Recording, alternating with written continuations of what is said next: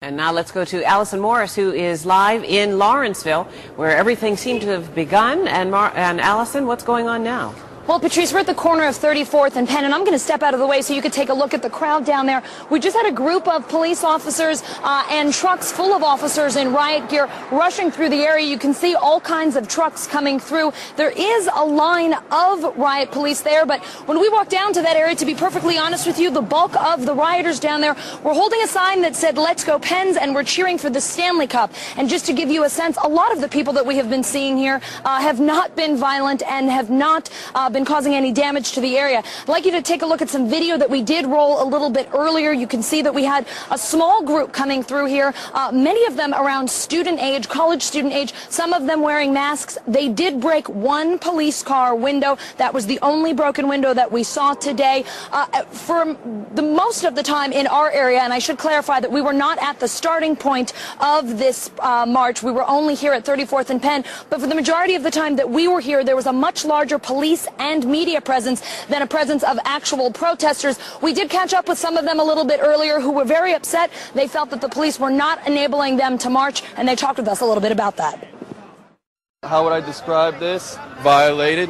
The people can't assemble peaceably like they're trying to do. They're walking down the streets. They're not bothering anybody. The streets belong to the people. The G20 promotes these ideas and many more. And this is just the tip of the iceberg, and I encourage everybody to do their own research on this, and do their own research, and question everything. Question your government, question your healthcare system, question everything, because it's so important.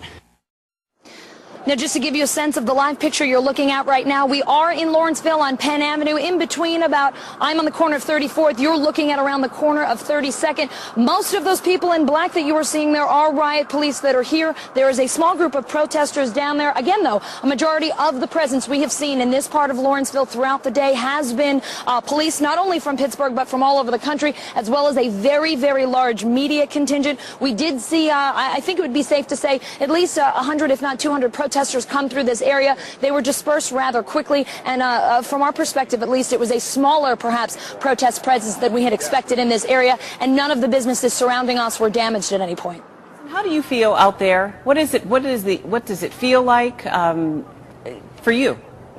Patrice, to be perfectly honest, when this all started, we were very nervous. The first thing we saw were large military-looking trucks. They were using equipment that they call almost, it's a sonic device. They play a very, very loud announcement saying, on behalf of the chief of police, we are asking you to disperse, and they continue to make it louder and louder and louder to hopefully get the protesters to leave. So that was our first encounter. It was startling. We weren't sure really what to expect. We all had our own gear here in case tear gas was dispersed. None of that happened where we were, but it was a frightening thing to encounter at first. Very large trucks and a strong police presence. Okay, Allison Morris, thank you very much.